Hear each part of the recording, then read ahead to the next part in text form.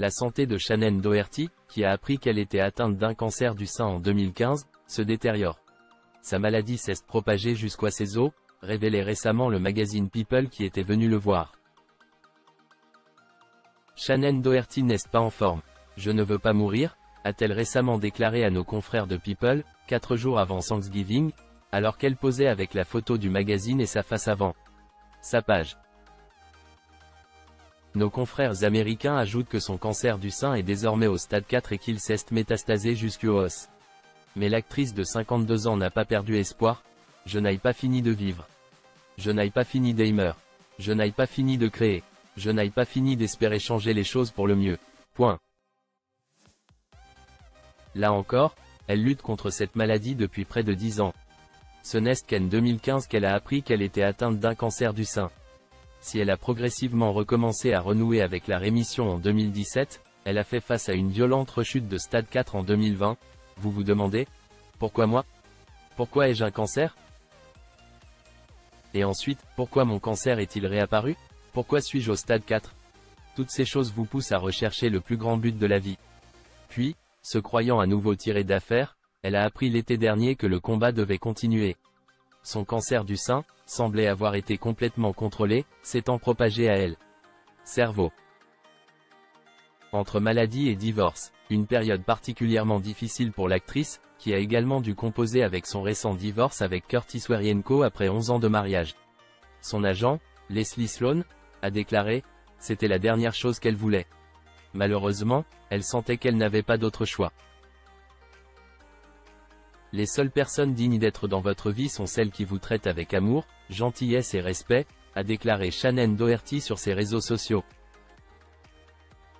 Rappelons que Shannen Doherty était connue lorsqu'elle était enfant, incarnant Jenny Wilder dans la série à succès La Petite Maison dans la Prairie, 1982 à 1984, et comme Chris Witherspoon dans la série télévisée dramatique Our House, 1986 à 1989.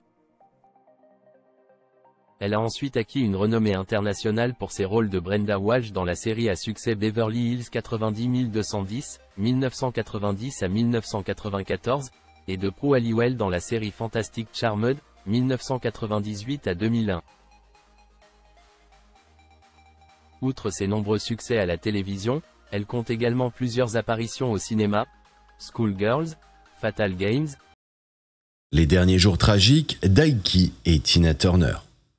L'un des plus grands duos musicaux de tous les temps était composé de Aiki et Tina Turner. Ces deux artistes étaient inséparables et leurs chansons continueront d'être chantées pendant des générations à venir. Pourtant, comme nous le savons tous aujourd'hui, derrière la façade de leur relation parfaite, se cachait quelque chose de plus sombre et finalement tragique. Hannah Mae Bullock est devenue Tina Turner grâce à Aiki Turner qui a reconnu son talent et a réalisé qu'elle avait tout ce qu'il fallait pour devenir une star.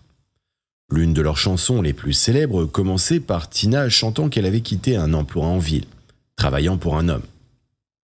Eh bien, Tina Turner n'a pas eu une vie ordinaire grâce à Aiki Turner. Mais tout comme il a contribué à son ascension, il a également participé à leur chute. Rejoignez notre chaîne pour découvrir les tragiques derniers jours d'Aiki et Tina Turner.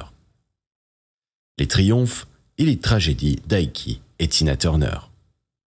Lorsque Hannah Mae Bullock a rencontré Aiki Turner et lui a dit qu'elle voulait se produire avec lui et son groupe, la première chose qu'il a faite a été de lui dire qu'elle devait changer de nom. Bien qu'elles ne sortaient pas ensemble à l'époque, il a décidé qu'elle adopterait son nom de famille. Et puis, le prénom le plus approprié pour la Turner féminine